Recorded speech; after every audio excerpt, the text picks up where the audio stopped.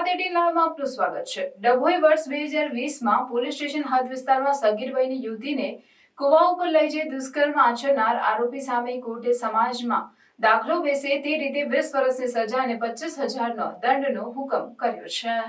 Dabhoi police station હદ વિસ્તારમાં વર્ષ 2020માં આરોપી કિશન અરવિંદ પાટણવાડિયા દ્વારા સગીર વયની યુવતીને બાઇક ઉપર બેસાડી લઈ જઈ કુવા ઉપર આવેલ ઓરડીમાં દુષ્કર્મ આચર્યા હોવાની ફરિયાદવાળો કેસ આજે Dabhoi additional district and sessions કોર્ટમાં જજ એચ.જી. વાઘેલાનાઓ સમક્ષ ચાલી જતા જજ એચ.જી. વાઘેલાનાઓ દ્વારા સરકારી વકીલ એચ.બી. ચૌહાણની દલીલો અને પુરાવાને ધ્યાનમાં રાખી ભગાડી જવા સંદર્ભે 3 વર્ષ સાદી કેદ અને 3,000 દંડ તેમજ પોક્સો એક્ટના ગુનાના આરોપમાં દુષ્કર્મના કેસમાં તકસીરવાર ઠેરવી 20 વર્ષની સજા અને 25,000 દંડનો હુકમ કરી સમાજમાં આવા કૃત્યો કરનાર સામે દાખલો બેસે તેવો ચુકાદો આપ્યો હતો।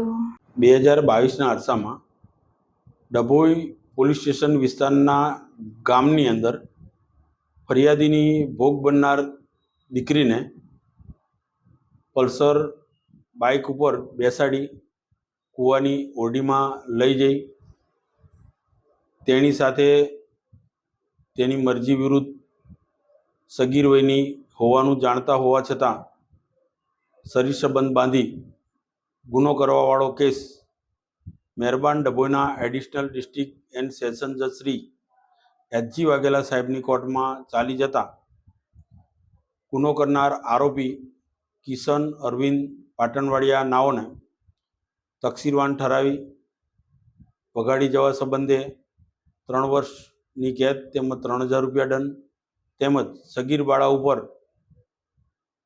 બળાત્કાર ગુજારવા સંબંધે 25,000નો દંડ તેમજ 20 વર્ષની કેદ તેમજ દંડ ન ભરે તો વધુ 1 માસની સજા ભોગવવાનો હુકમ કરેલ છે।